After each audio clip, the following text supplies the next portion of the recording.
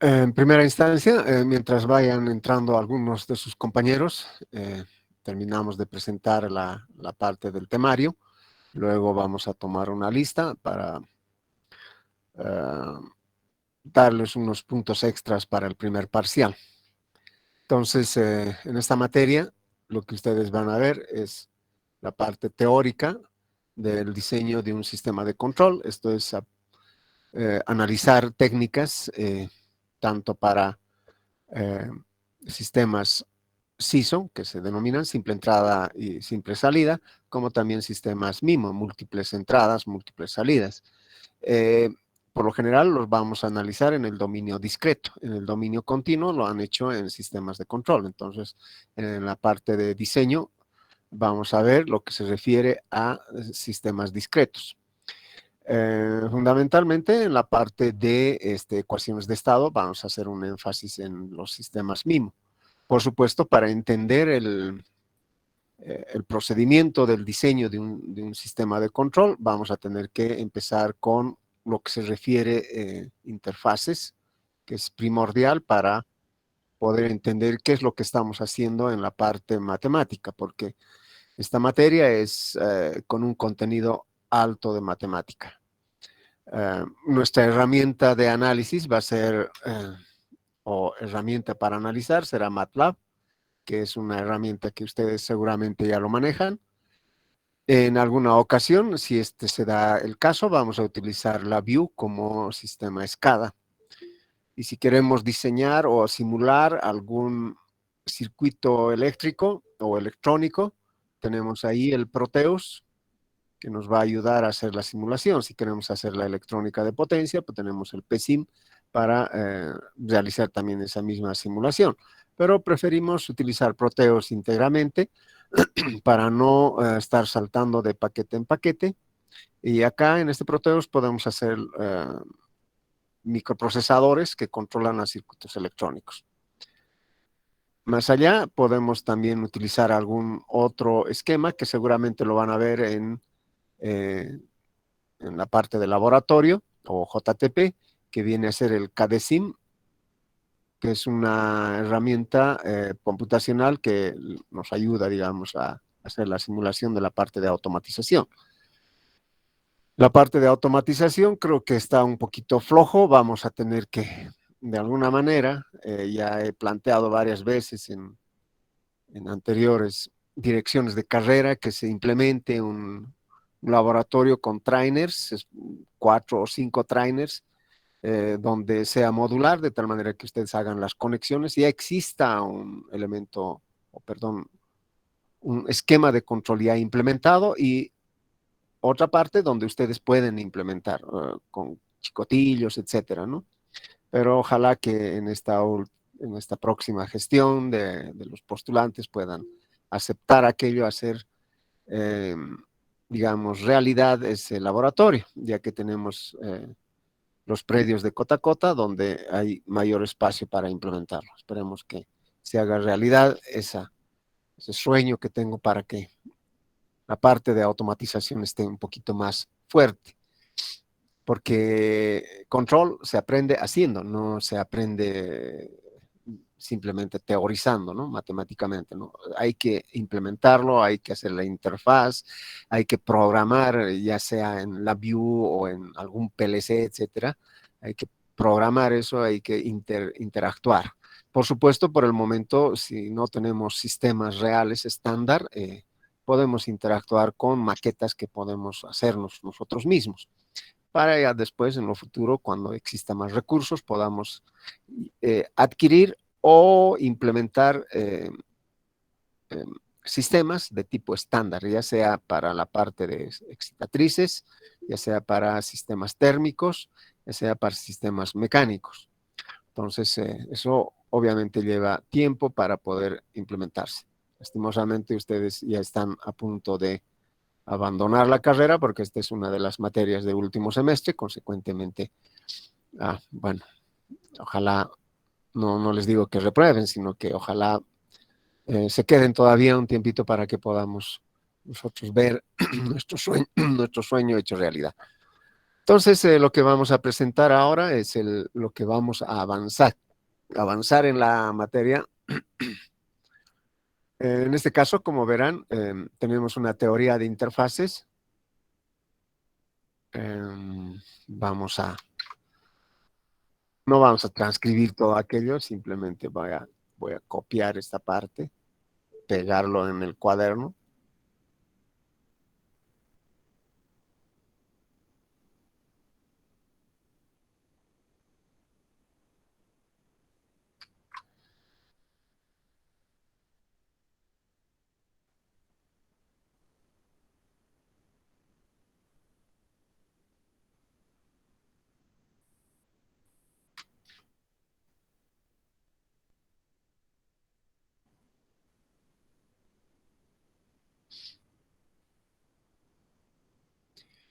Cuatro.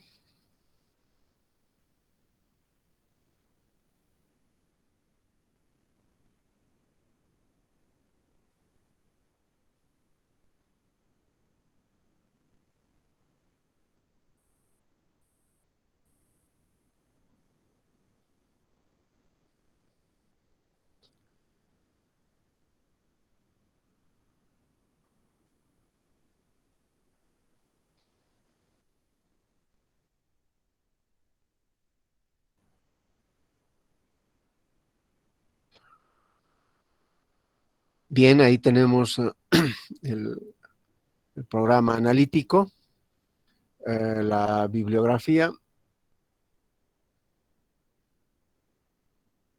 eh, y aprovechando mientras hago pases mágicos para hacer el pegado.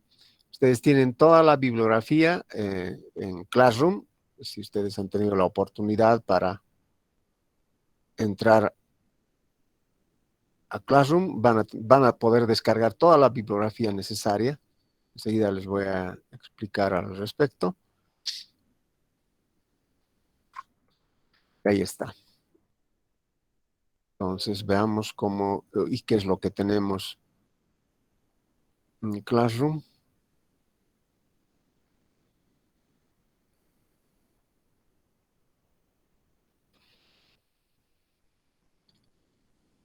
Tenemos una breve introducción a MATLAB, ¿no es cierto? Hay PDFs de ayuda, eh, aplicaciones para la ingeniería, etcétera. Los que están en el área eléctrica, el PowerSys es un PDF de toolbooks de MATLAB que les ayuda a simular sistemas eléctricos, generadores, motores, líneas de transmisión, transformadores.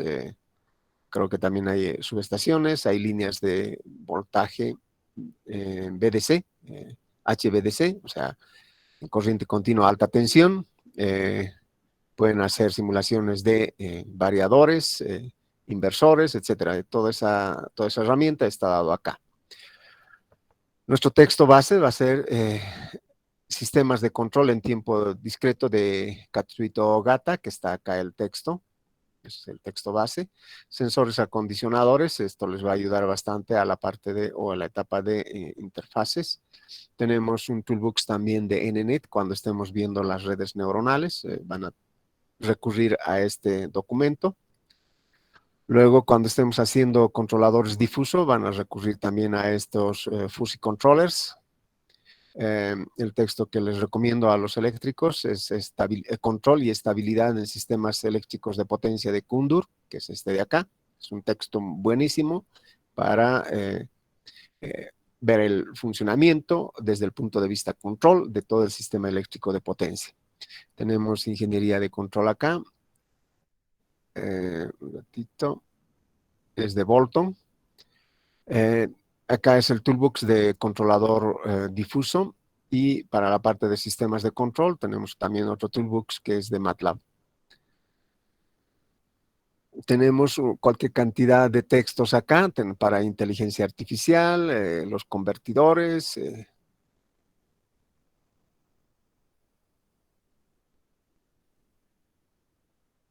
Bueno, tutoriales de MATLAB. Y la parte creo que no los puse.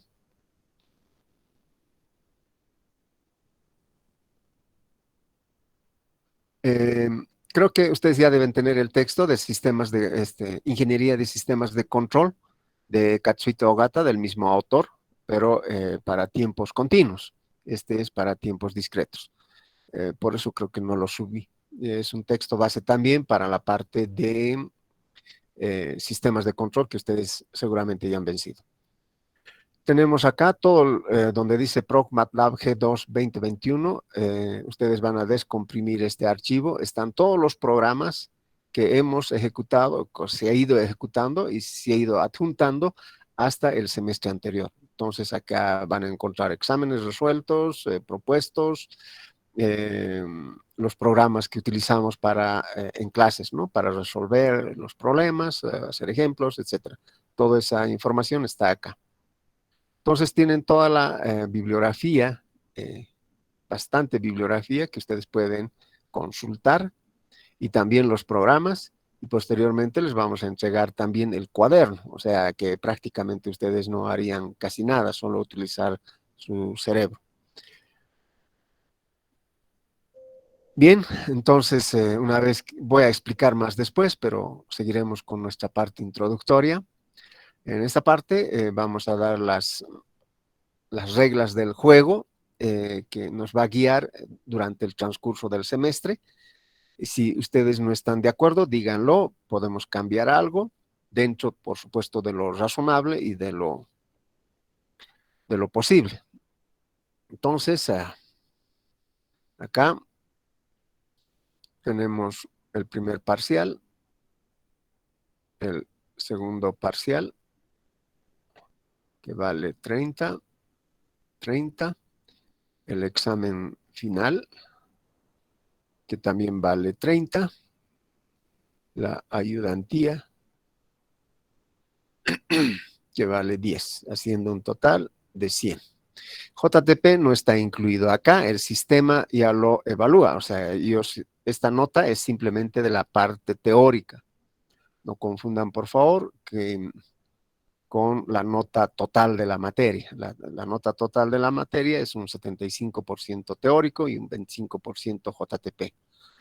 Y aquellos que van a hacer o van a dar el examen de segundo turno, tiene que sumar las dos notas y tiene que cumplir las condiciones para entrar al segundo turno, no solamente de esta materia. Como no sé esa nota, yo simplemente les digo, ustedes puede que estén habilitados desde mi punto de vista, desde el punto de vista teórico. Dan el 2T y digamos que han aprobado.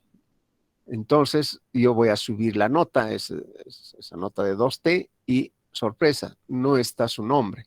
¿Y por qué no está su nombre? Porque seguramente en JTP o han reprobado o tienen una muy baja nota que al sumarse con la nota que tienen en teoría, si bien podrían estar más o menos para entrar al 2T, no les da el porcentaje. Entonces tengan en cuenta ese detalle. Yo no tengo a la mano la nota de JTP, así que desde el punto de vista de teoría, yo les digo pueden dar el 2T, pero el sistema al final es quien va a definir si se sube la nota o no. Y otra cosa, no se guardan las notas, está prohibido. Si ustedes están tomando esta materia por algún condicionamiento y han aprobado y no han aprobado la condición, tienen que volver a repetir. No se los va a guardar la nota, menos aún en la parte virtual. Bien, entonces acaba el asunto. Son ya 3 semestres que estamos yendo o llevando en forma virtual las clases. Y al igual que en la parte presencial, yo les daba estas opciones. Es decir, si nota final de todo, ¿no? Sobre 100, en teoría, es menor o igual a 48, decía, entonces presentan cuaderno.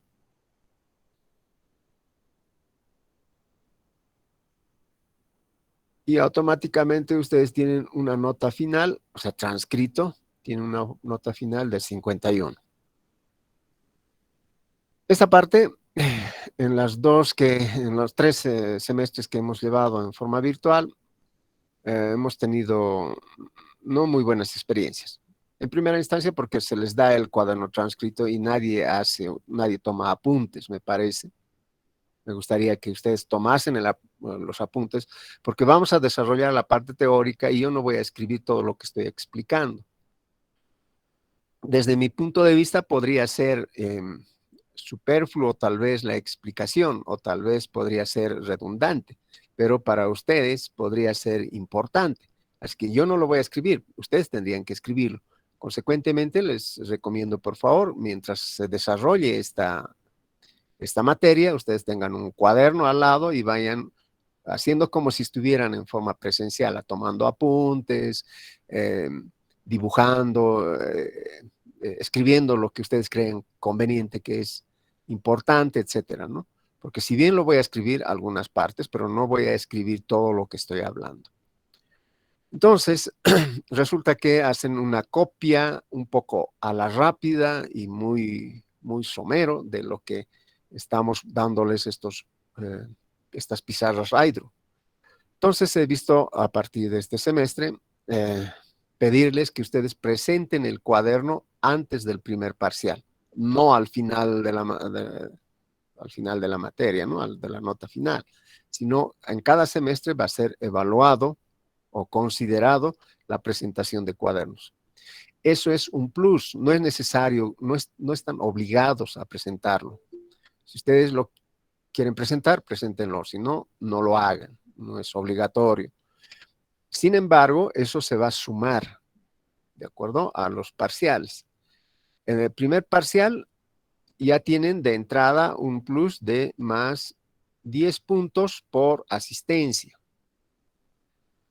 Aparte de esto, se les va a dar más 8 puntos por presentación de cuaderno. Ya son 18 puntos que se les están sumando, ¿de acuerdo? Entonces acá lo voy a rayar. Bien, desapareció el compañero. Ya, lo voy a rayar esta parte, que esta condición no va. Y lo que va es que presentar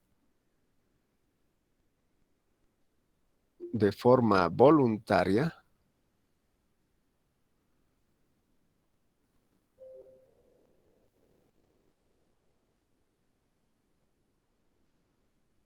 el cuaderno transcrito en Word. O sea, como no podemos, yo no puedo estar bajando, digamos, a la facultad y recopilar sus cuadernos y venirme con todos los cuadernos cargados, etcétera. Entonces lo van a presentar en Word y en Classroom. ¿Y cómo lo vamos a hacer? Un día antes de que den el parcial o el examen, ustedes ya tendrían que haber subido a una tarea que voy a generar, ¿no es cierto? Que también va a estar temporizado hasta las 12 de la noche del día antes de dar el examen. Ustedes tienen que ya subir, los que quieren van a subir su cuaderno transcrito en Word. Ahora, no quiere decir por ejemplo, no quiero, bueno, yo voy a transcribir, perfecto, todo esto lo voy a copiar como imagen y lo voy a pegar en Word y ya está. Eso no es transcribir, ¿de acuerdo? Yo quiero que por lo menos al estar desarrollando el cuadernito ahí o transcribiéndolo, repasen de alguna manera. Yo sé que eso no debería ser. No se les tiene que premiar para hacer su estudio, ¿no? Pero bueno, lamentablemente estamos en Bolivia y así parece que trabajamos. Entonces, lo diremos de una manera más amable. Se les va a incentivar, ¿de acuerdo? Entonces, aquellos que quieren, presentan en Word, pero como no se va a querer una cuestión copy-paste, digamos, o copiar imágenes, como yo los hago en la pizarra, ustedes tienen que editar las ecuaciones, se van a tener que dar la tarea de editar ecuaciones en Word. Algo como, a ver, les voy a presentar un cuadernito.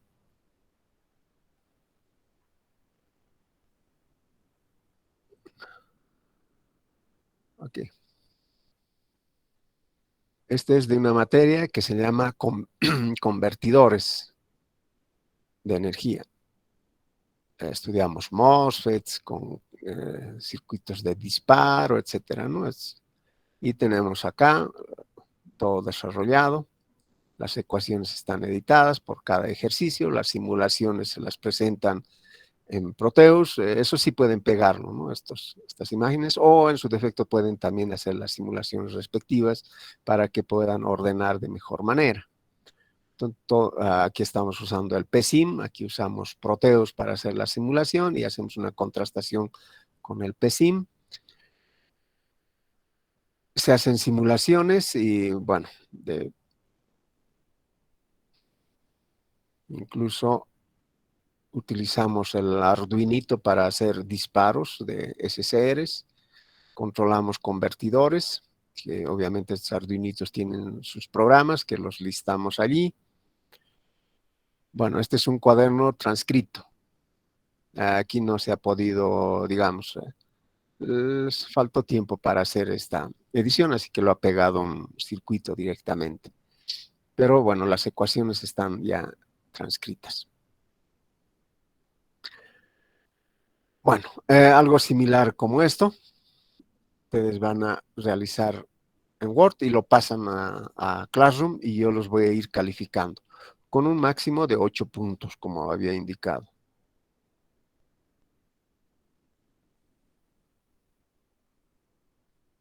Con 8 puntos adicionales. Por ejemplo, en el primer parcial, ya los que están aquí escuchando lo que estoy indicando y se presenta en el cuaderno, ya estarían sobre el 100%, por si acaso, no es sobre el 30%, ¿no? Este es porcentaje. 8% adicionales al parcial. Entonces, si esto es 100, serían 118 en realidad, ¿no? Primer parcial sería 118 y lo vamos a llevar al 30%.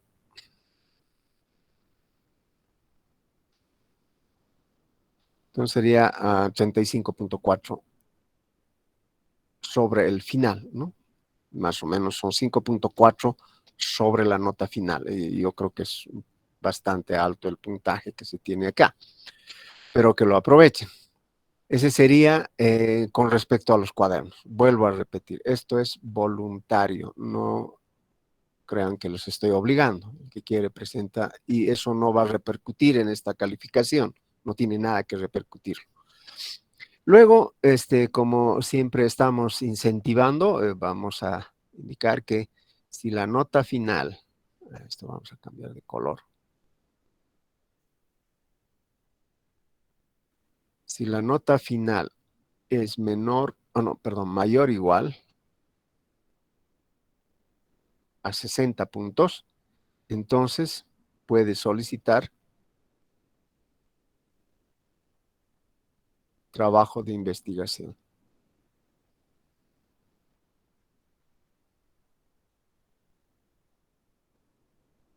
Con lo cual, si es un buen trabajo que han presentado, yo les doy el tema y ustedes desarrollan el tema, se les da 20 puntos sobre la nota final. Eso implica que si tienen 60, solicitan el trabajo de investigación, lo han hecho de forma adecuada, buen nivel, entonces tienen 80. Si tienen 80, pasan a tener 100. Esto es en aras de que de alguna manera puedan mejorar su promedio y tener tal vez una titulación por excelencia, que es otra forma de titular sin hacer proyectos de grado, ni tesis, ni pasantías, no sé qué otras modalidades tenemos. Entonces, estas son las reglas del juego. ¿Alguien quiere añadir, reducir o no estar de acuerdo? Vuelvo a recalcar, esta parte es voluntaria, no es obligatorio y no va a reflejar en la integridad de la nota que está acá.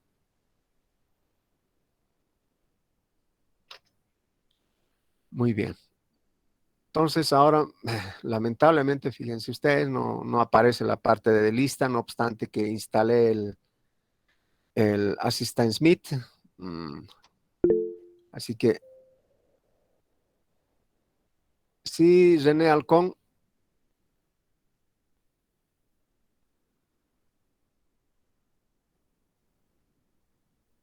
dígame, si es que no puede hablar, puede escribirlo.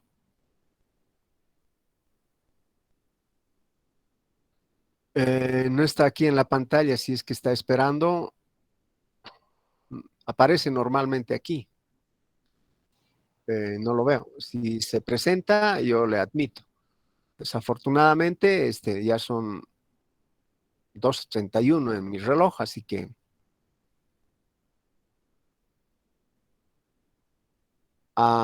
100. Ups. Bueno, sí, sí, solo admite 100 participantes. A eso es lo que hay que ir al estadio bien temprano, ¿no? Si no quedamos en los pasillos. Y además ya es 2:81. Yo estaba 12 menos 5 o menos 3 más o menos ya abriendo y han ido ingresando. Sí, comuníquelo por favor que el límite ha excedido y si me pasa en este momento por WhatsApp, que se llama, tal vez lo podamos considerar. Pues voy a tomar esta lista y voy a tomar la lista a lo antiguo. Y van a tener que tener paciencia, por favor.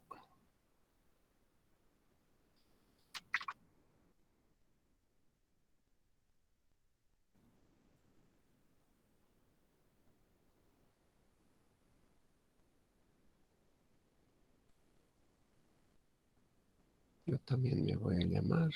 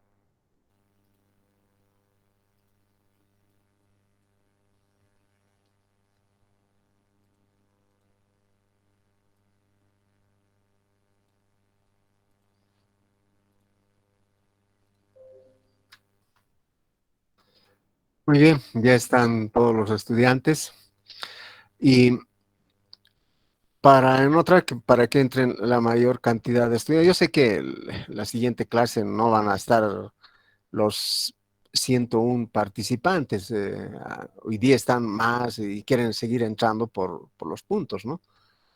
No seamos tampoco inocentes, esa es la situación. Así que les rogaría que algunos que tienen dos dispositivos activos, solo utilicen uno para evitar, digamos, que se llene el curso. Y a ver, diseño.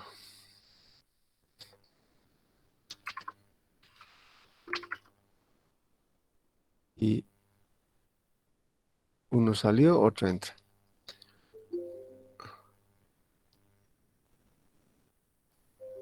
Así que habían con más dispositivos. Asistencia. Lo lamento, los que están entrando recién no van a poder estar en esta lista. Asistencia,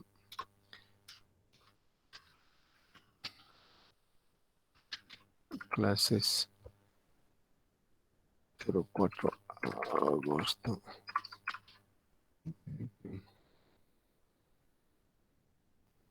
Ya. Algunos detalles también que es necesario recalcar y tal vez en aras de no masificar este curso, porque el semestre anterior llegaron hasta 180 y algo, pero de esos, muy pocos venían, no muy pocos, llegaban hasta 80 y luego han ido disminuyendo como de costumbre. En este momento tenemos 100 estudiantes en Classroom registrados. Ahora, no sé cuál es el criterio. Se inscriben y ya no pasan más, ni siquiera dan examen, nada, y están en blanco las casillas. Y eso ocupa espacio y es difícil, digamos, de manejar toda esa parte, si bien lo hacemos con Excel, pero el Classroom me obliga a que vaya acá, o sea, que yo tenga que revisar. Y le digo cero, yo le voy a poner cero porque no hay nada de exámenes ahí. Me obliga a pasar el siguiente, le pongo cero, el siguiente. Y eso es tedioso. 100, el semestre anterior 180 y tantos y teníamos que estar todo el fin de semana simplemente revisando diseño de sistemas de control. Así que tengan piedad, por favor, aquellos que simplemente lo están haciendo. A ver, veremos si cómo me va. Tómenlo en serio y si no lo van a tomar seriamente, pueden abandonar, digamos, no registrarse a este Classroom ni dar los exámenes porque lo están haciendo por probar, ¿no?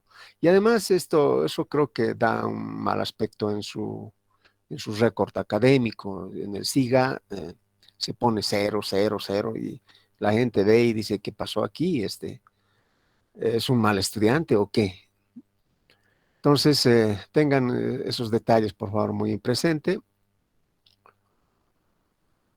Y a ver, ¿qué otro detalle más, qué reglas del juego necesitamos para el semestre para que no podamos estar divagando en el asunto? Y por favor, en el trabajo de investigación son los trabajos de investigación que yo les doy, no que ustedes, bueno, se han encontrado por ahí, esto lo voy a presentar como trabajo de investigación, no. Yo les voy a dar el tema.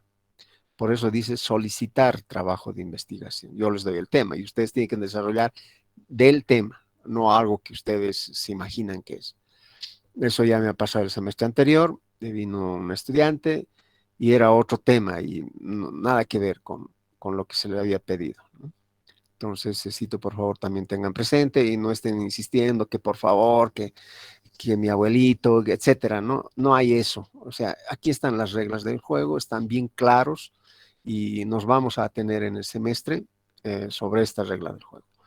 Las pizarras para aquellos que están haciendo por primera vez, están tomando la materia por primera vez, yo les voy a pasar eh, las pizarras iDRU para que ustedes puedan hacer el seguimiento. Los vamos a pasar por WhatsApp, ¿de acuerdo? Y ustedes pueden descargar de ella. Tienen toda la información, como les había adelantado.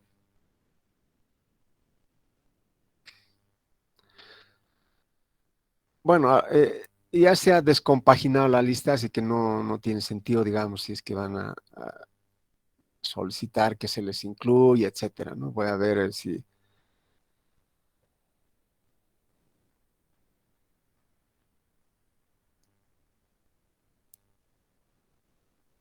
bueno, ahí hay 32 acá. Esos son los detalles que nos trae, son problemas.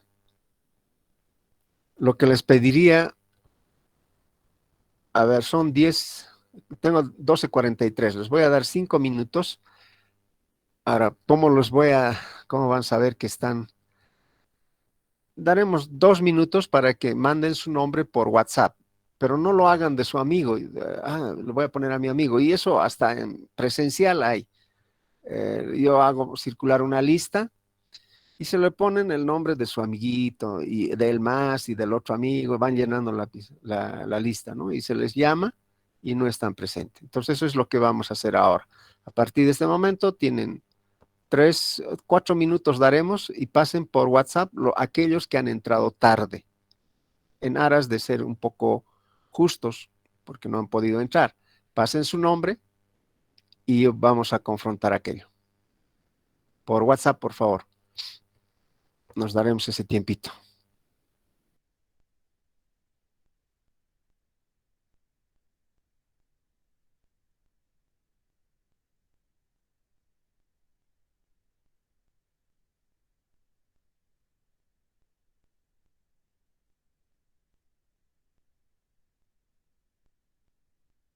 Vayan pasándolo por WhatsApp, no por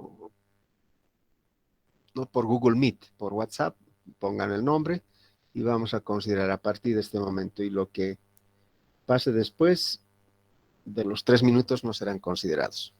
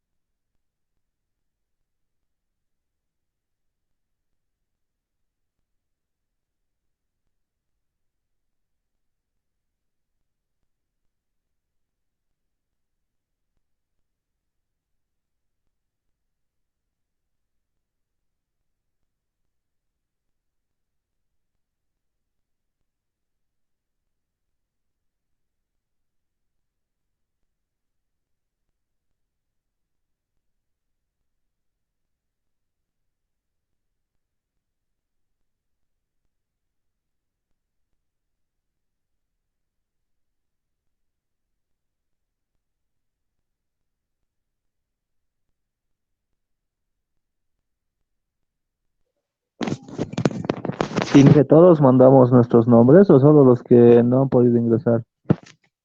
Solo los que no han podido ingresar, porque los que ya están, tengo la lista acá. Es esta la lista. Bueno,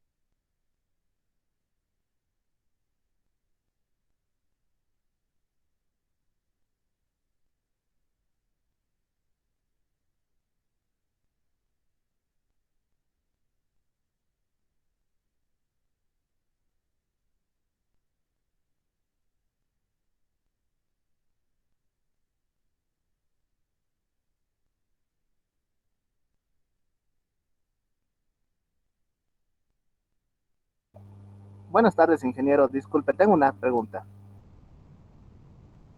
Sí, dime. ¿Usted también va a dar el laboratorio de esta materia o va a dar otra persona? Me gustaría darlo, pero no. Va a dar otro, va a ser el ingeniero Máximo Torres, les va a maximizar en su conocimiento. Ah, ya, ok, listo, ingeniero. Muchas gracias. No tiene por qué. Bueno, entonces empezamos nuestra clase, que viene a ser la teoría de interfaces. Vamos a la parte de sensores y actuadores. Debemos empezar indicando de que un sistema de control, ¿cierto?, es un sistema, valga la redundancia, que interactúa con un proceso que también se conoce como sistema. Entonces acá vamos a tener al sistema de control que va a interactuar con un proceso, planta, también conocido como sistema.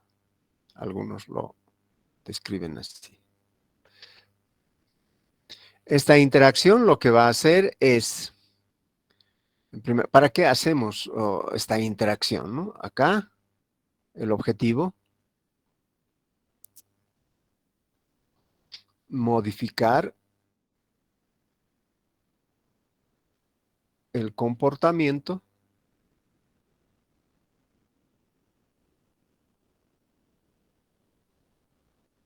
de la planta, en todo caso, o proceso,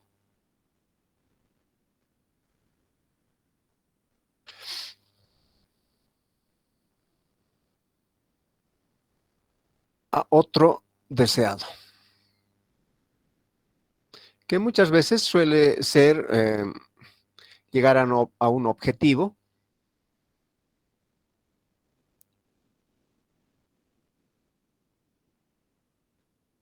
óptimo,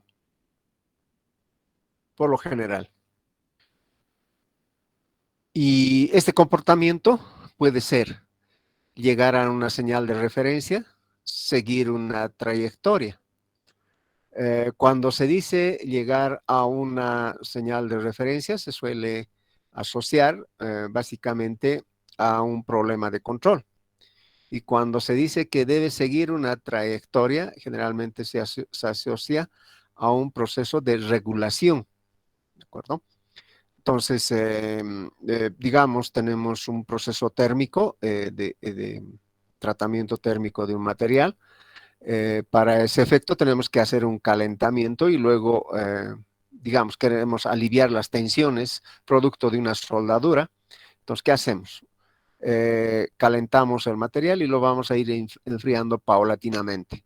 Entonces, esto tiene que seguir una curva o una trayectoria. En consecuencia, los quemadores que se utilizan generalmente para hacer este tratamiento térmico en ese tipo de sistemas, entonces los quemadores deben ser regulados de tal manera que la temperatura siga una trayectoria, o sea, un incremento inicial, digamos, ¿no es cierto? Y luego se mantiene, luego empezar a bajar hasta enfriarlo. No se enfría abruptamente, lo cual llevaría nuevamente a cristalizar el material. Entonces eso no se hace. Lo propio ocurre en procesos térmicos de cocción de cerámica, ladrillos, etcétera. Se tiene que seguir una trayectoria. Muchas veces lo hacen de forma empírica, por eso es que sale el producto mal elaborado. Entonces hay que hacer eso. Eso es seguir una trayectoria, eso es un procedimiento de regulación. Pero cuando yo digo que quiero ir desde este punto hasta este otro punto a través de un robot escara, ¿no es cierto? Del punto A al punto B, entonces puedo hacerlo tan lentamente posible que evidentemente voy a llegar al punto B.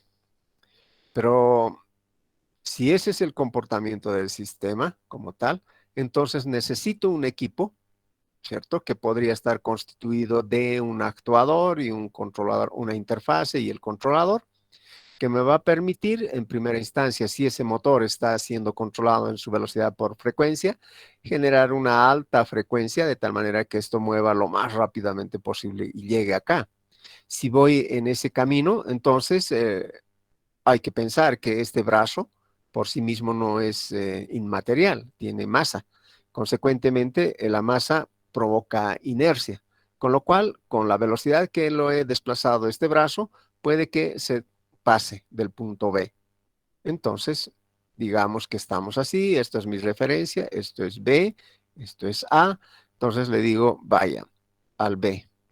Si lo hago rápidamente, me voy a pasar, ¿no es cierto?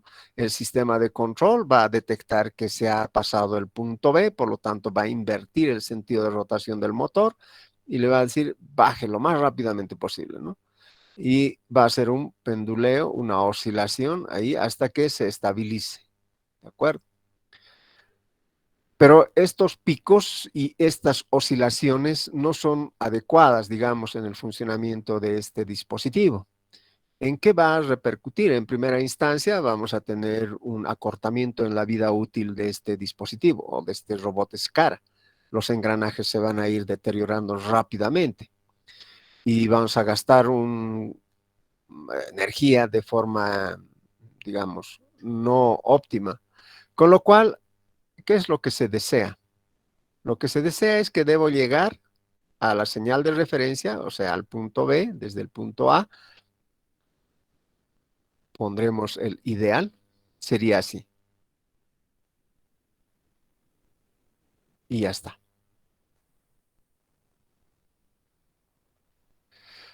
O sea, lo hago tan rápidamente en milisegundos, y ya estoy acá y pongo acá tal vez un tope, ¿no es cierto? Y golpea ahí, porque no puedo evitar la inercia que tiene esta masa.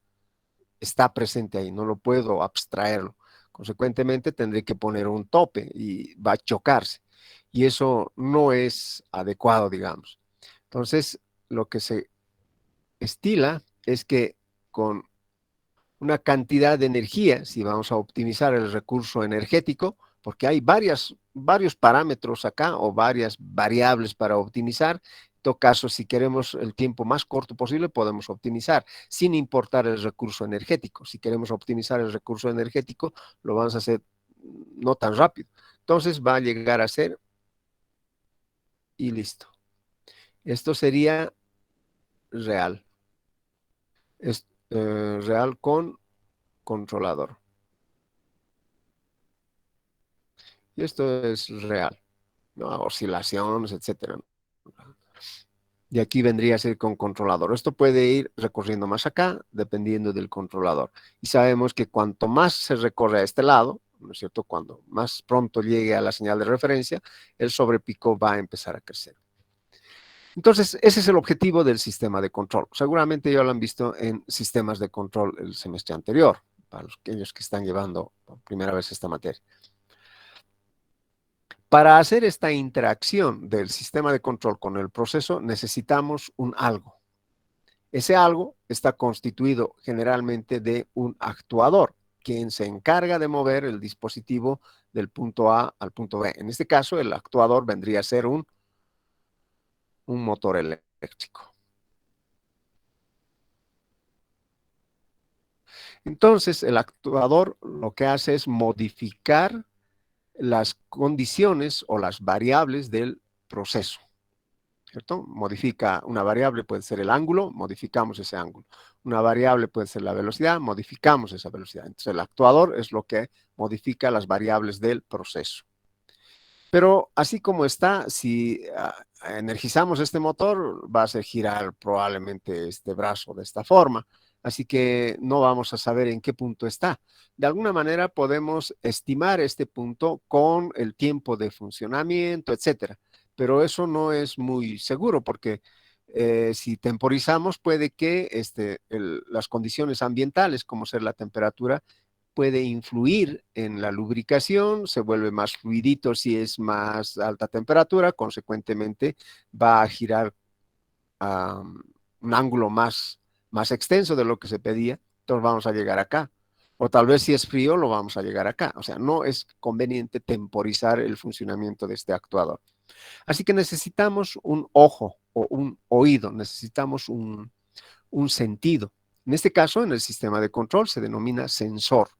Entonces, acá vamos a colocar al sensor, quien se va a encargar de medir, o sea, mide las variables del proceso. Medirá el ángulo, medirá la velocidad, medirá, no sé, la aceleración, etcétera, ¿no? Entonces, el actuador modifica las variables del sistema. El sensor lo que hace es medir las variables del sistema. Espero que estemos entendiendo desde lo básico. Estamos empezando. No estamos utilizando ninguna ecuación por el momento. Lo que necesitamos es entrar en contexto dónde estamos o dónde vamos a trabajar. Después ya van a fluir de forma armónica las ecuaciones para que podamos describir todo este comportamiento. Bueno, entonces el actuador, como bien lo habíamos indicado, modifica las variables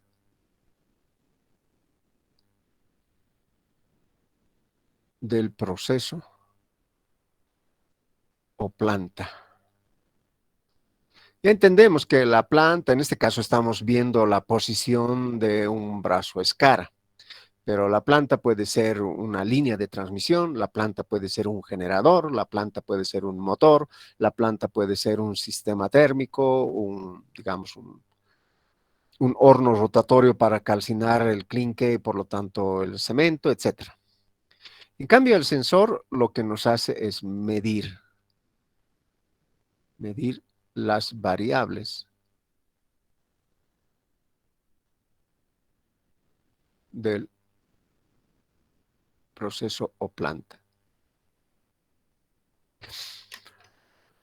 Bueno, voy a recurrir un poquito al chanchullo. Vamos a sacar algunas imágenes.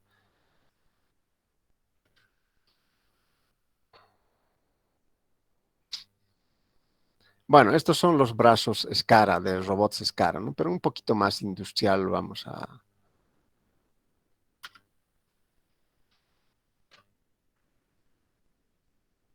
solo me lanza esto, bueno, para hacer, realmente para transportar de un punto a otro punto, pueden ser pastillas, botellas, etcétera, ¿no? Todo eso es un brazo.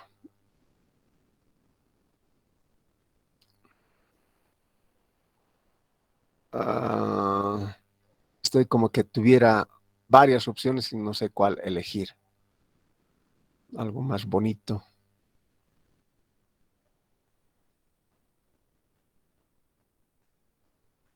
Bueno, perdón.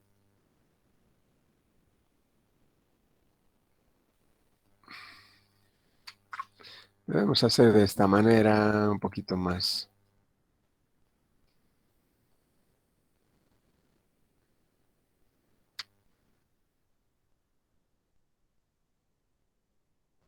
Ese es un brazo SCARA.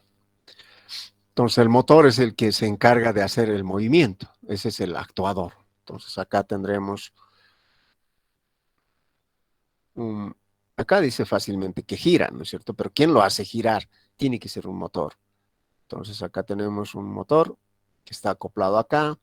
Acá tenemos otro motor que está acoplado acá. No necesariamente tiene que estar encima. Esto puede transmitirse en forma de cadena. Puede haber acá un conjunto de motores que va a transferir el movimiento a través de eh, cremallera y engranaje, ¿no es cierto? O varillas conductores, eso ya lo sabemos. Entonces, hay motores acá. Y acá puede ser un pistón, ¿no? Que sube y baja, un pistón neumático. Y lo que estamos viendo acá serían dos motores con 2 grados de libertad y un pistón para 3 grados de libertad. Ahora, como este motor es el actuador, ¿cómo medimos? Hay varios sensores. Ya que tenemos...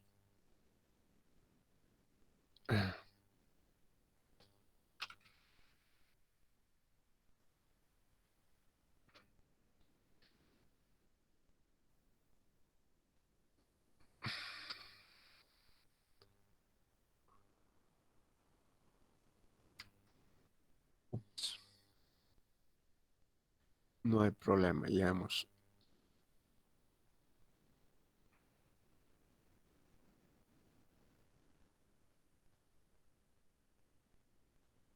Estamos haciendo un poquito más gráfico. Toma su tiempo, pero bueno, en aras de la comprensión. Ahora, este motor lo necesitamos, perdón, al brazo lo necesitamos medir en qué lugar está.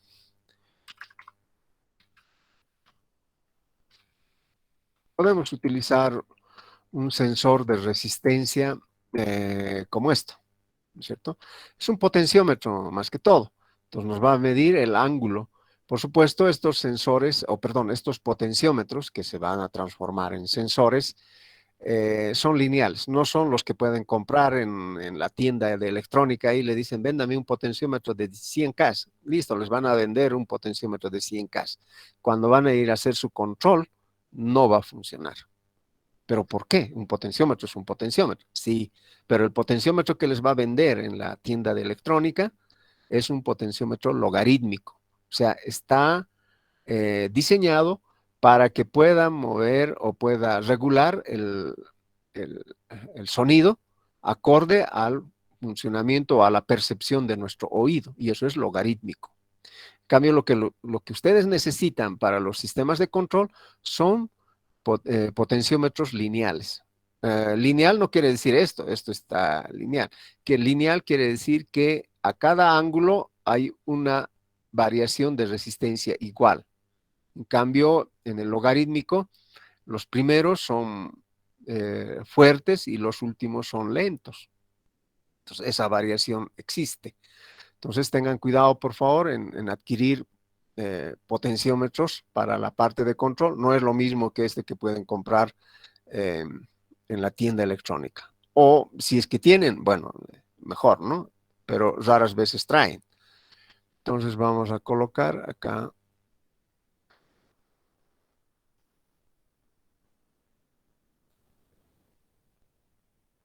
Entonces, como sensor, tenemos este potenciómetro.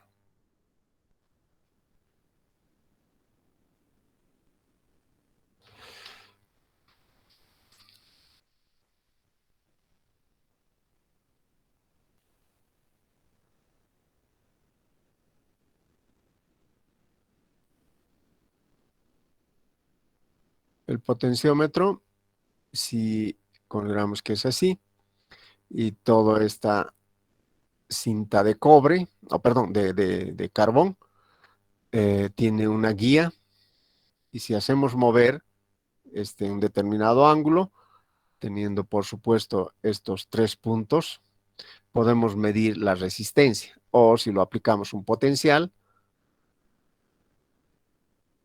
podemos medir un voltaje. Y así sabemos en qué ángulo está.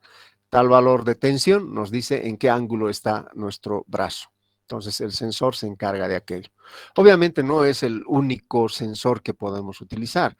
Podemos utilizar otro tipo de sensores. Por ejemplo, podemos utilizar los sensores ópticos o encoder óptico, mejor.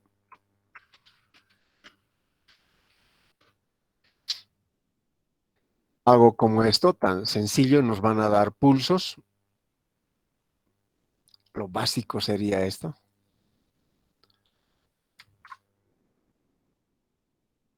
Pero tiene una gran desventaja. La desventaja es que nos va a dar pulsos, gire en el sentido que gire, o sea, no nos va a dar la dirección en el cual está girando. O sea, por cada obturación que está acá, va a dejar pasar el haz de luz, por lo tanto nos va a dar un pulso. El siguiente abertura o huequito que está acá nos va a dar otro pulso y así sucesivamente. Pero gire a un lado o al otro lado, siempre nos va a dar pulsos. En consecuencia, para evitar ese pequeño detalle, vamos a utilizar este otro tipo de sensores o encoders óptico que va a mejorar la percepción y nos va a decir en qué sentido está girando, y de acuerdo a la codificación que se está viendo acá, nos va a decir si está acelerando o desacelerando. Entonces tiene mucha información esto. No es la única forma, fíjense, hay varios sensores, están codificados de diferente manera. Este tal vez es mucho mejor, más representativo. Tenemos esos encoders. ¿Qué otro dispositivo? Ahora, ¿en dónde vamos a utilizar? Estos encoders, o perdón, sensores resistivos o resistencias o potenciómetros, al igual que estos otros que están acá, los ópticos, no son adecuados en ambientes de trabajo duro como ser mecánica, textiles, etcétera, porque en ese tipo de ambientes lo que se tiene es generalmente cuando se trabaja con materiales de tipo fierro, acero, etcétera, que están lubricados, con el calentamiento tiende a evaporarse el aceite y cuando se enfría tiende a depositarse, por lo tanto va a empezar a dañar o obturar esta parte. Y peor aún si es que está trabajando en un ambiente como textiles a base de algodón, entonces no vamos a tener una buena prestancia de estos dispositivos. Lo propio acá, si se deposita el aceite, empieza a dañarse. Obviamente no va a ser al día siguiente, esto va a tener un tiempito para empezar a dañarse. Así que se necesita otro tipo de sensores. Pueden ser sensores de tipo inductivo.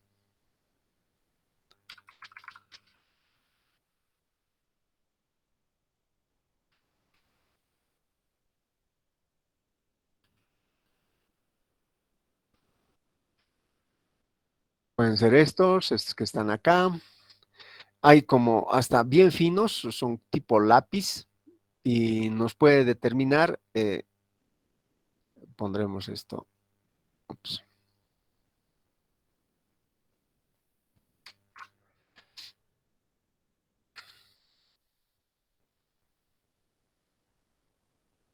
la forma en cómo se procesa internamente y acá tenemos el dispositivo como tal.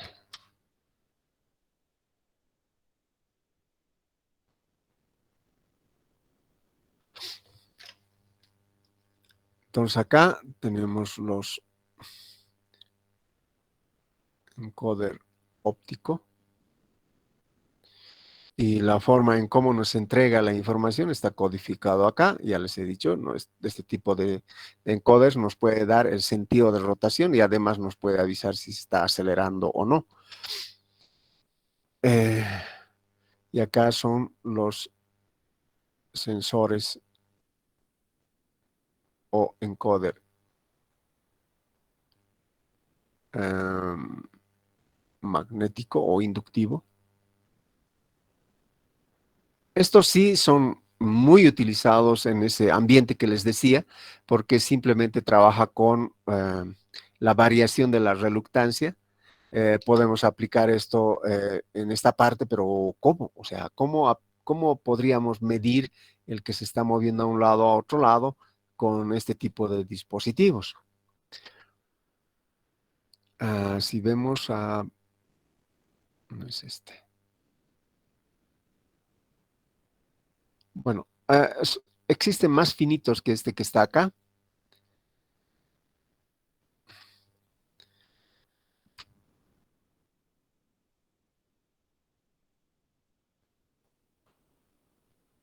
Y se aplican a los engranajes.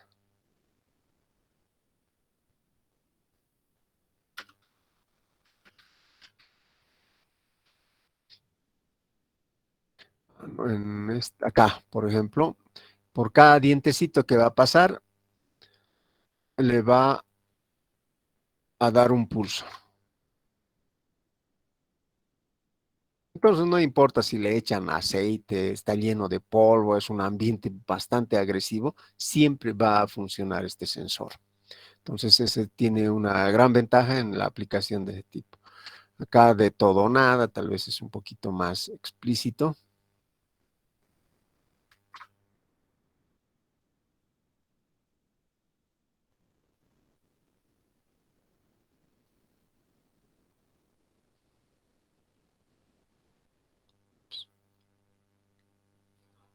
Me estoy yendo más allá.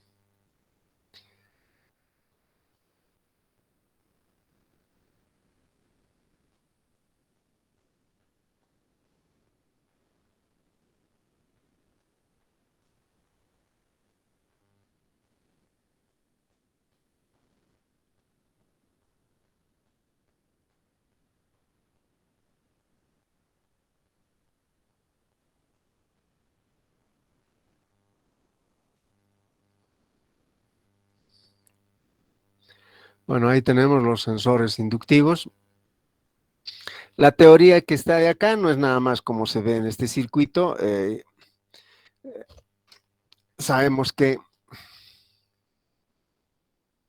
A ver, vamos a ver.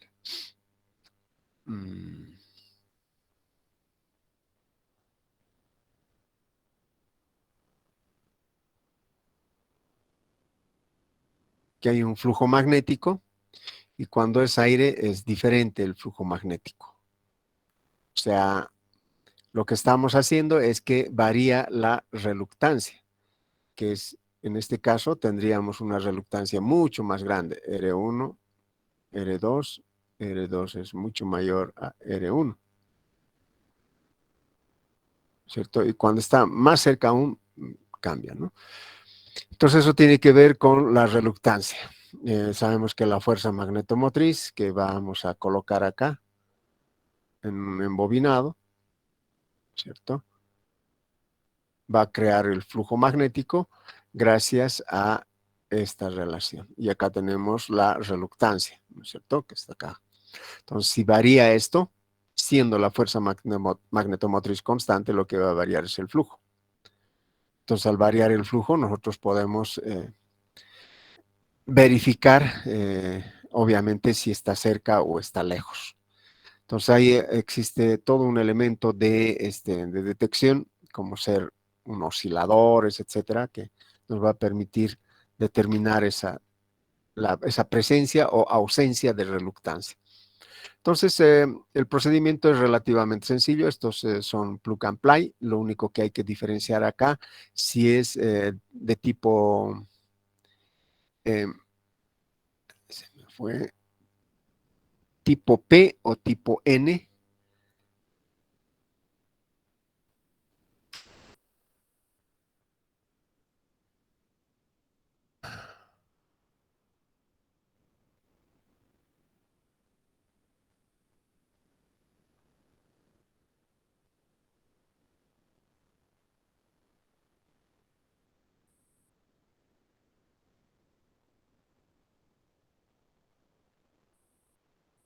Bueno, no veo, pero se refiere a esto. O sea, en general, cualquier sensor puede ser modelado de la siguiente manera. Y acá está tierra. Entonces, ¿hay tensión o no hay tensión? Ese es uno. Y el otro es esto. Si está cerrado es cero. Si está abierto, no está, digamos, a tierra. Pero ¿cómo vamos a diferenciar eso? Vamos a tener que conectar una resistencia pull-up acá, más un VCC y listo. Entonces, este es el sensor, este es el sensor. Entonces, hay esa diferencia. ¿Cuál vamos a utilizar? Bueno, ustedes ya verán, de acuerdo a lo que van a medir hacia el lado derecho. Eso obviamente está en la forma en cómo van a diseñar toda la circuitería o todo el hardware de medición o adquisición de datos. Todos los sensores inductivos vienen de esta forma. Como verán, yo puedo detectar la posición de este brazo de esta forma. Ahora, hay otros sensores, son sensores de nivel.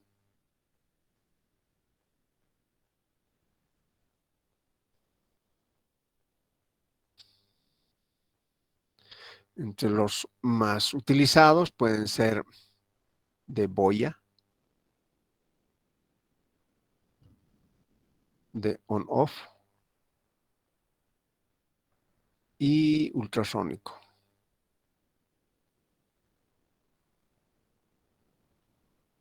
Existe otro que es por electrodos. Normalmente utilizado en tanques, lo propio del on-off. En este por boya es el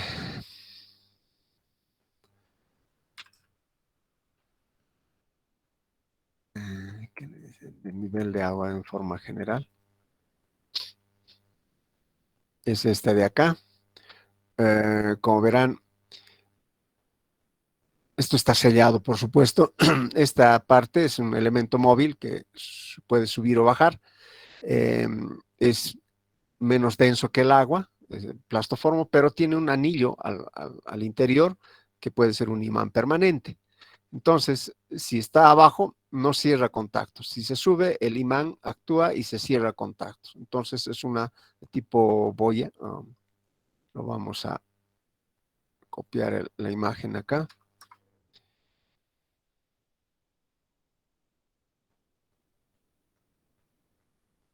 La ventaja de estos dispositivos es que podemos conectar en tanques.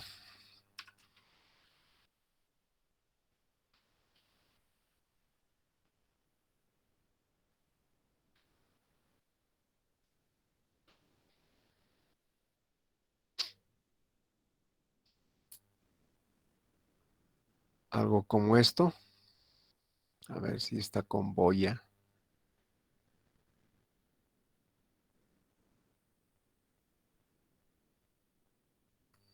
Bueno.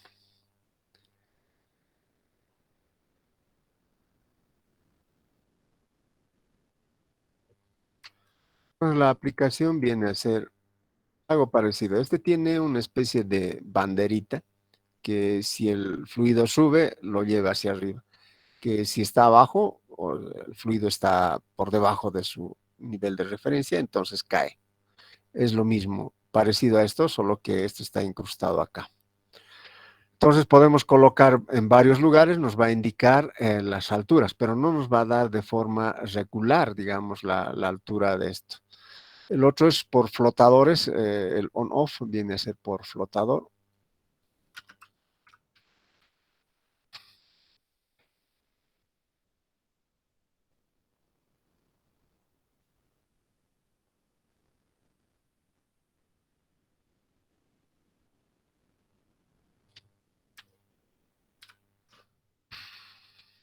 Es de este tipo.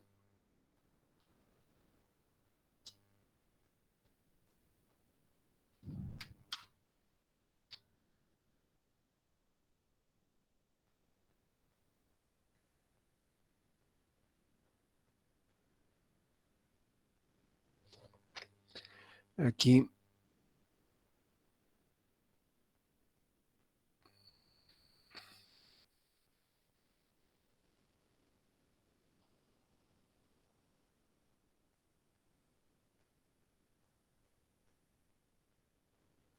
pero ninguno de estos nos va a decir qué distancia hay de aquí hasta allá o de aquí hasta el fondo, o sea, al milímetro, ¿no? En tiempo real. Para eso vamos a utilizar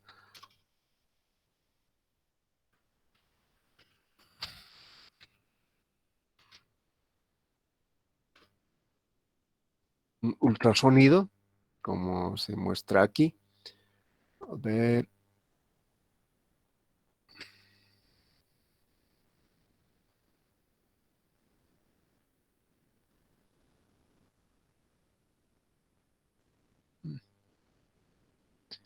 Creo que es más didáctico este que está acá.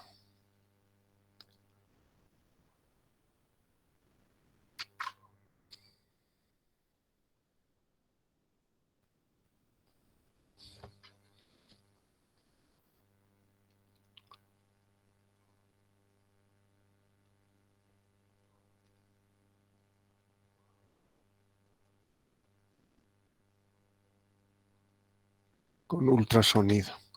Ahora, ustedes pueden hacerse, o sea, por ejemplo, Arduino tiene estos sensores de ultrasonido o shields que le dicen, y se puede implementar un control de nivel, ¿no es cierto? Una bomba que vaya llenando a un balde y ustedes con este sensor pueden ir controlando el nivel.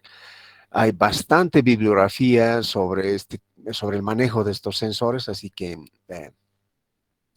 digamos, es algo que ustedes pueden hacerse inmediatamente, no cuesta mucho esto, creo que cuesta 40 bolivianos y este otro 45 o 50 y ya está, lo hacen, ¿no? El sistema de control.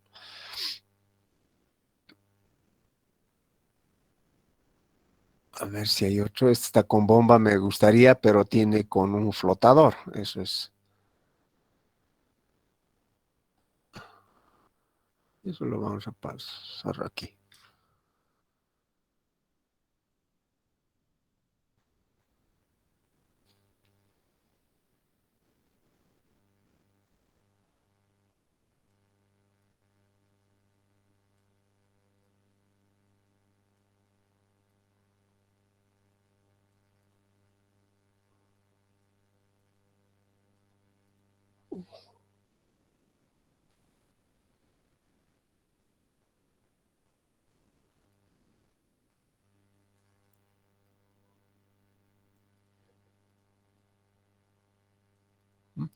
Entonces el flotador le va a decir en este caso es un control on-off, si ha llegado allá, arranque, funciona la bomba, etcétera, ¿no? O es un elemento de, digamos, si hay agua, recién funciona esta bomba para, bueno, lanzar a un tanque, ¿no? Bueno, son elementos que uno puede utilizar para hacer el sistema de control. Evidentemente, todos ellos son sensores y el motorcito llega a ser el actuador. Estos sensores de ultrasonido no solamente se utilizan en agua, se utiliza generalmente en dispositivos donde se almacenan elementos corrosivos. Puede ser, queremos medir el nivel de ácido sulfúrico en un tanque inox, entonces no vamos a colocar ahí un flotador, etcétera, ¿no? Salvo que sea preparado para ese efecto. Entonces, cuando se tiene este tipo de fluidos corrosivos, lo que se utiliza son sensores de ultrasonido. Evidentemente, como se muestra acá, puede ser susceptible a perturbaciones porque si tenemos una piscina, digamos, o queremos controlar el nivel en un embalse, entonces normalmente está oscilando el agua, no está totalmente quieto, siempre está algo oscilando. El sensor es tan sensible que puede ir midiendo aquella oscilación. El sensor no va a discernir esas oscilaciones o esas olas como se muestra acá. Quien tiene que hacer ese procesamiento de la señal es el programador, o sea, el instrumentista o el ingeniero de control es quien tiene que sacar un promedio. Generalmente es lo que se saca es un promedio. Entonces, de unas 10 medidas se tiene un dato. De 10 medidas es un promedio, se tiene el dato y así sucesivamente se va trabajando. Luego tenemos por electrodos.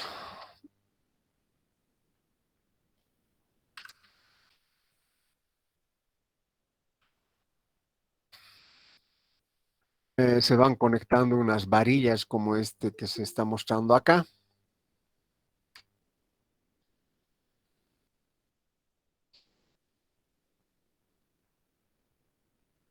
Lo admitiremos, aunque sea para despedirnos.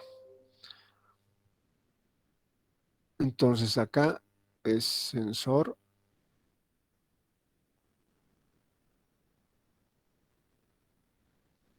mediante electrodos. No es muy fiable, pero bueno, nos va a dar niveles un poco discretos. Nos va a decir si está acá, 2/3, 1/3, o casi a un 80% lleno, etcétera, ¿no? Nos da esa referencia. Hay mucha circuitería acá,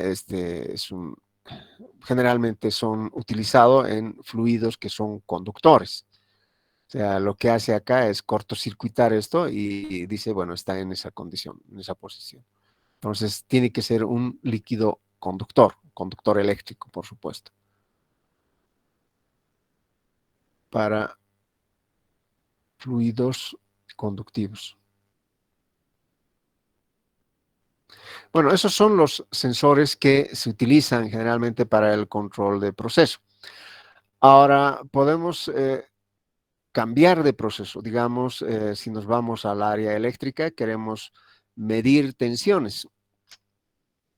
Acá vamos a poner sensores utilizados en el sector eléctrico. Si bien en el sector eléctrico está muy, no arraigado, pero sí está ampliamente utilizado todos los sensores. Es decir, se necesita sensores de presión, se necesita sensores de temperatura, se necesita sensores, como estamos viendo acá, del nivel de agua, necesitamos sensores para medir la tensión, necesitamos sensores para medir la corriente, sensores para medir la frecuencia, etcétera. Los relays, por ejemplo, los relays de distancia, relays de falta de fase, relays de flujo de corriente a tierra o fuga, fuga de tensión o de corrientes, perdón, en un sistema trifásico, entonces utilizan sensores. Entonces, tal vez en el sector eléctrico es donde más sensores se van a utilizar, incluso sensores de vibraciones, etcétera. El objetivo común es, más que todo, medir las variables de un generador, de una línea de transmisión y de un transformador. En un transformador, ¿qué tipo de sensores necesitamos? Necesitamos un sensor que nos mida la temperatura para que si llega a una temperatura determinada pueda hacer circular el aceite y luego si sobrepasa aún más la temperatura hacer funcionar las ventiladoras. También se utiliza sensores para ver, bueno, si no se considera como tal, pero el silica gel es eh, es un producto que se utiliza en el circuito del aceite dieléctrico, de tal manera que nos mide y a la vez que está limpiando de humedad al aceite, nos dice si está tiene mucha acidez o tiene mucha humedad, etcétera, ¿no? Que podría hacer fallar al transformador. Tenemos otros sensores, en este caso sería el Relay Buchholz, que por efectos de alguna falla burbujea el aceite y esto hace que se detecte, digamos, a través de una especie de, lo podemos ver acá, aunque ustedes ya tal vez lo conocen, o seguramente lo conocen.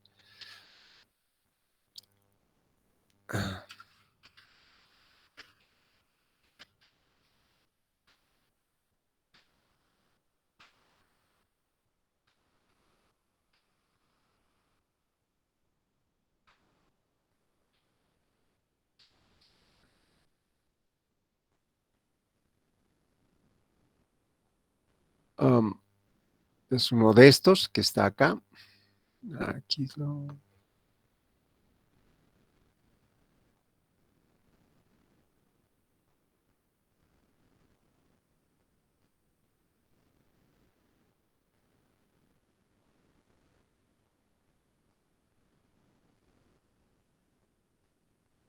Bueno, no lo vemos cerquita, pero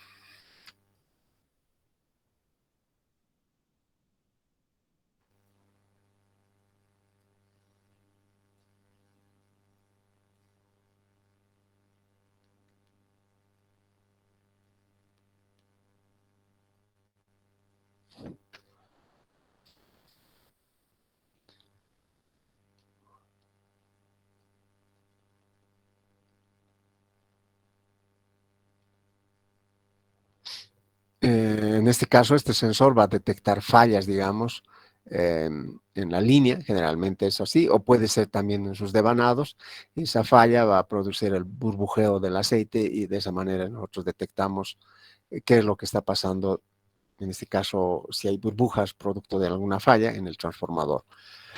Podemos medir las temperaturas, generalmente utilizan termocuplas.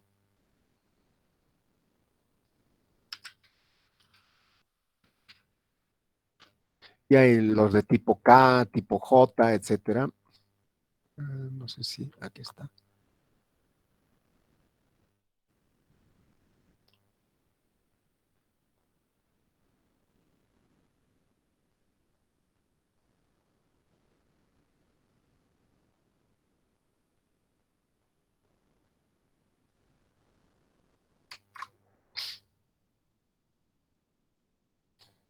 Y acá tenemos las termocuplas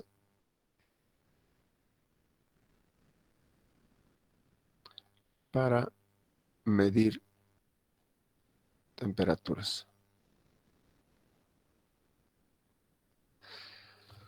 Hay una variedad, no solamente con las termocuplas se pueden medir, sino hay dispositivos electrónicos como el LM35 que puede medir hasta 100 grados, es lineal y además nos da en niveles de tensión. En cambio, esto tiene que tener un transductor que pueda transformar esta señal en algo que nosotros podamos utilizar.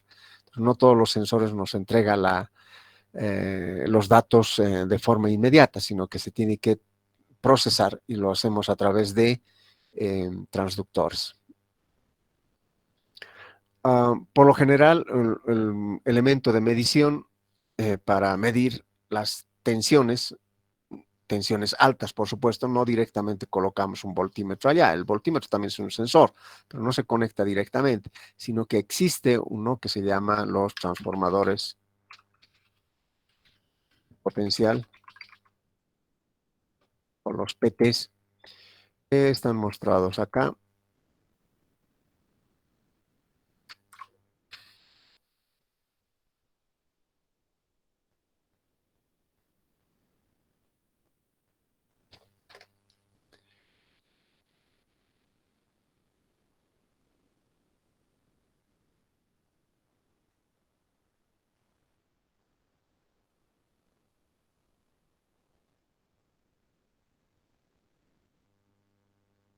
O PT. Obviamente no va, la salida de estos PTs no se conectan directamente a la tarjeta o al elemento de medición, sino hay una etapa de procesamiento de esta información, diremos así, que al ser alterno lo tiene que rectificar, recién nos va a entregar una tensión de 0 a 5 voltios generalmente que se aplican a los convertidores. O sea, los sensores pasan por lo general por un transductor y el transductor pasa por un conformador de la señal. El conformador de la señal recién hace la entrega de la información al convertidor, en este caso análogo digital. Entonces, ese es el proceso. Más adelante vamos a ver cómo vamos a estructurar toda esta información. Lo que ahora estamos viendo es por partes, qué elementos estamos disponiendo de forma gráfica. Y luego, por supuesto, también tenemos transformadores de corriente o CTs.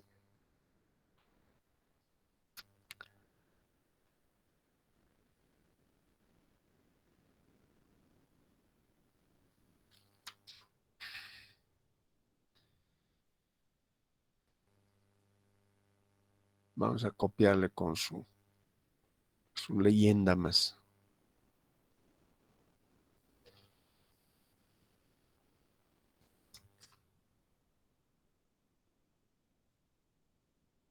Entonces ahí tenemos un CT que nos va a medir la magnitud de la corriente.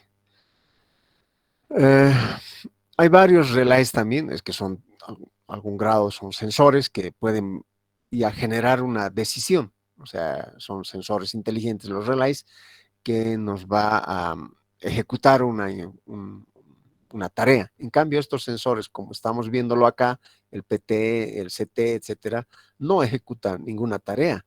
Es decir, por sí mismos simplemente son sensores, miden la tensión, miden la corriente y para de contar. Ahora existirá otra etapa donde vamos a tomar la decisión. Dentro de los generadores de corriente,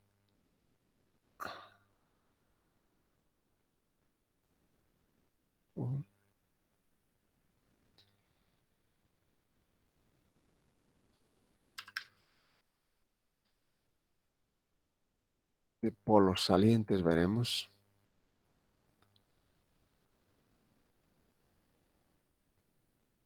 Sabemos que los generadores de polos salientes son aplicados o conectados a turbinas de baja revolución, que en este caso serían turbinas hidráulicas.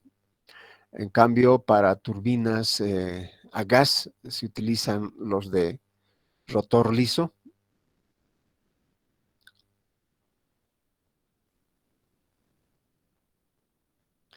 Vamos a poner esto como...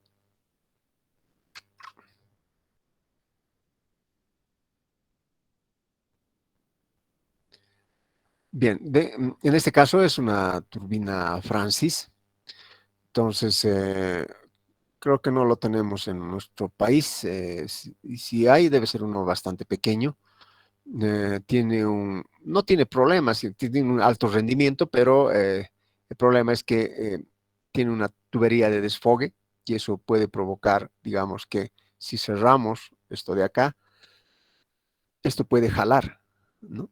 Puede jalar eh, todo el fluido, haciendo una especie de sifón, entonces puede dañar. Ahí ha habido problemas en este sentido con un generador que trabaja en Rusia, no hace mucho. No me acuerdo la central hidroeléctrica, pero era algo parecido a lo que estamos viendo en este gráfico, y por un problema de desalineación del eje, ¿no es cierto? Se ha provocado toda una destrucción de la casa de máquina. Ustedes lo pueden ver por internet, cuál ha sido ese problema. Entonces acá tenemos el elemento de interrupción, que sería un 52, si mal no me equivoco. Creo que tengo que repasar la codificación, pero es un OCD. Pasa a esta etapa, a la subestación y luego a la línea de transmisión. Entonces, en este generador tenemos que ver la tensión, tenemos que medir la corriente, tenemos que medir la frecuencia, en todo caso también medir la velocidad, ¿cierto? Y las vibraciones. Es muy importante cuando se está trabajando con maquinaria de mucha masa, medir las oscilaciones o las vibraciones mecánicas. Aparentemente no tuviera ninguna importancia, pero como les recalco, ha habido ese problema en... Uh,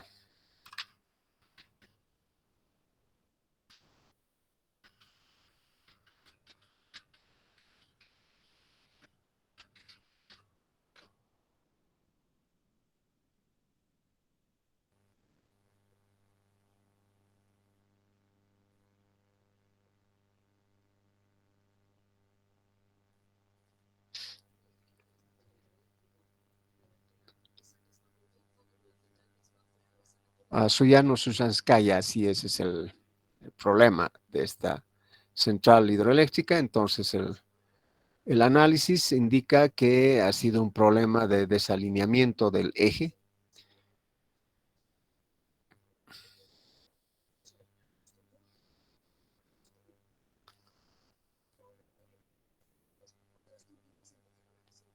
Ese es el problema en cadena, por eso eh, vuelvo a recalcar acá.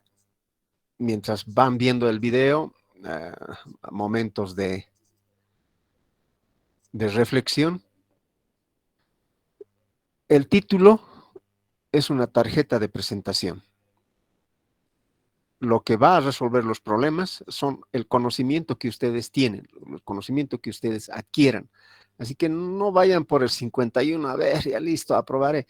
Tal vez nunca lleven ustedes control en su vida. Hay mucha gente que su visión está en líneas de transmisión, es hacer distribución, redes, etcétera, ¿no? Sin embargo, hasta en ese punto se lleva hasta accidentes por bajo conocimiento. Trabajar en alta tensión es como trabajar con una pistola en la cabeza. Me han comentado que sus parientes, en alguno de ellos, ha muerto electrocutado con 14.000 voltios, que es en la red, las redes de distribución, y ha quedado carbonizado. Entonces, hay ese tipo de fallas que, si no tienen un buen conocimiento, pueden estar cometiéndolo. Entonces, siempre háganlo por el conocimiento, nunca por un título. Es, como les digo, una tarjeta de presentación. Es algo que les dice que han concluido, pero cuál es el grado de conocimiento que tienen, es solo ustedes lo saben, ¿no? Entonces, por eso mi exigencia siempre ha sido eso, que hagan análisis en todos los problemas que se les va a plantear. Por ahí creo que se ve cómo quedó toda la central hidroeléctrica.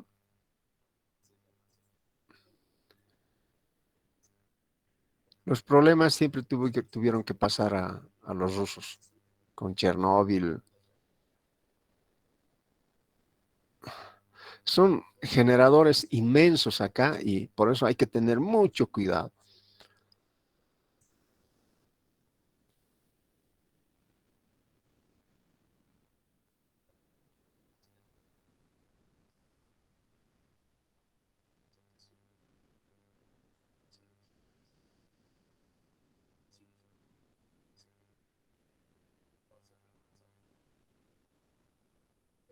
Bueno, después ustedes lo van a estar viendo con mayor detenimiento.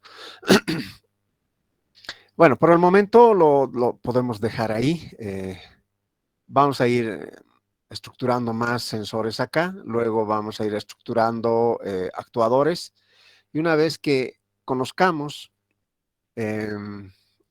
físicamente, ¿no? Aunque sea en fotitos, conozcamos cómo son los sensores, cómo están constituidos, podemos hacer un bosquejo de cómo y cuáles son las etapas para construir un sistema de control. Acá, lo primordial, antes de concluir, sería que todos los sensores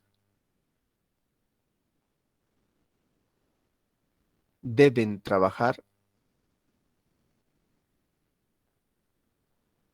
en la zona lineal.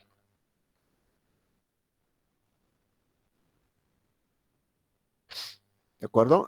Incluso esto ya lo han visto en física y las caseritas del mercado también saben muy bien esto. No han estudiado, pero sí lo saben. Llevan al extremo a sus romanillas, ¿no es cierto? Y lo descalibran. Eso quiere decir que solo hay una parte que es lineal y si lo han estirado demasiado, ya pierde sus propiedades. Entonces, ahí no se sabe con certeza cómo va a operar. O sea, no hay una relación directa entre la variable, digamos acá queremos la temperatura, quiero transformarlo a tensión, ¿no es cierto? La tensión o el voltaje tiene que ser K veces la temperatura. Este K es a lo que se refiere a esto, ¿de acuerdo? Esto digamos voltaje, esta temperatura. En todos los sensores tiene que ocurrir esto, tiene que ocurrir la linealidad. No puede ser una ecuación, aunque en extremos casos, para campos magnéticos, flujos, etcétera, no son muy fiables. Puede haber alguna ecuación aquí. Si bien esto es una línea recta que pasa por el origen, generalmente los sensores son de este tipo, P sub 0. Hay un offset que se tiene, con lo cual decimos que nuestro sensor va a empezar a trabajar acá. Si queremos medir, digamos, la velocidad a través de un tacogenerador, o sea, un tacómetro, por teoría de máquinas, sabemos que hay una relación directa entre la velocidad angular con el nivel de tensión que nos produce, que nos genera, ¿no es cierto?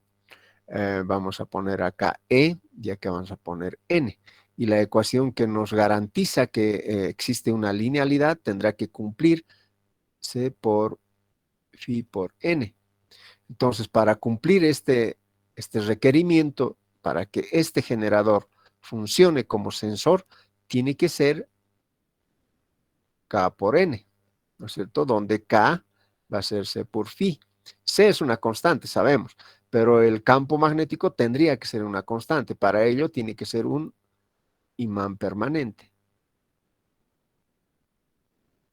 De esa forma podemos construir un tacogenerador. Y sabemos que esto, si bien la ecuación nos dice que es así, pero va a estar ahí. Esto no siempre es lineal hasta estos, podríamos decir que a 1.000.000 de velocidades nos va a dar 1.000.000 de voltios. No, esto se satura. Tiene un tope máximo de tensión que nos puede dar. ¿De acuerdo? Más allá no sabemos su comportamiento. Entonces, por eso hay que ver siempre el rango de funcionamiento lineal del sensor. Entonces, acá verificar el rango de funcionamiento lineal.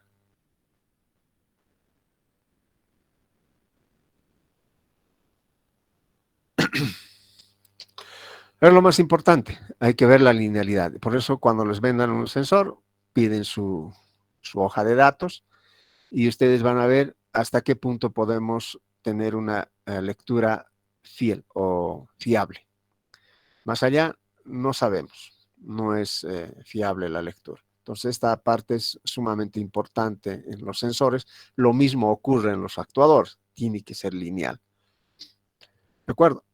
Bueno, es muy informativo lo que estamos haciendo, mucha charla, pero si tuvieran alguna consulta o duda para esta primera clase.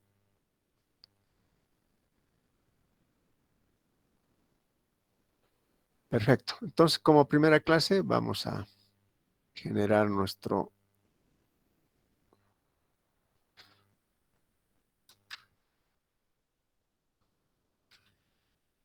diseño.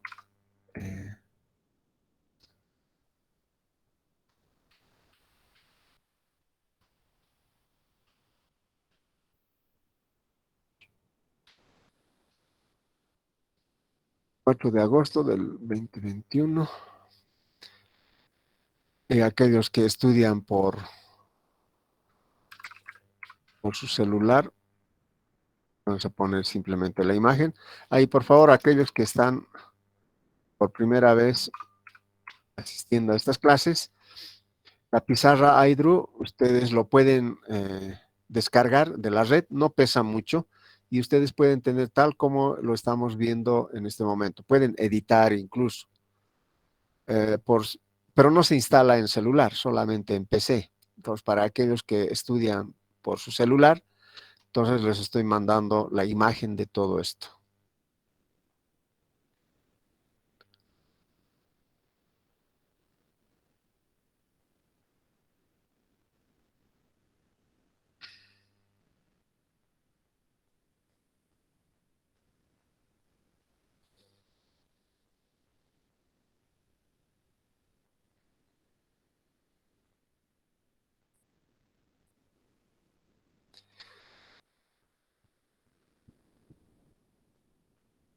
Muy bien, ahí ya tienen la pizarra de hoy día y échenle una miradita y vayan adelantando, por favor, en su cuaderno. No vaya a ser que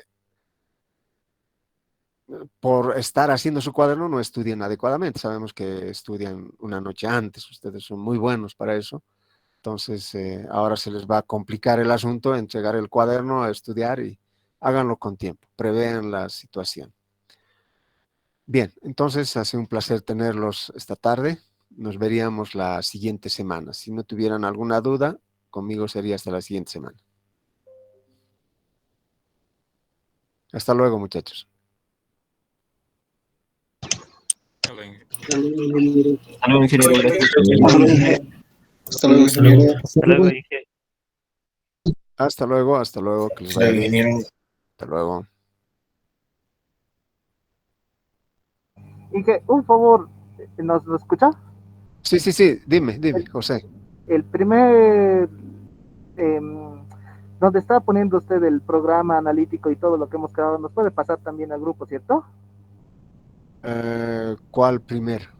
El primer iDrop donde estaba anotando. Ah, no, perdón, todo ese iDrop ha sido uno solo, ¿cierto? Ah, no, me estoy equivocando. No se preocupen, dije, bueno, voy a revisar el iDrop que nos envíe. Bien, José. Hasta luego, que te vaya bien. Gracias, Inge, hasta luego.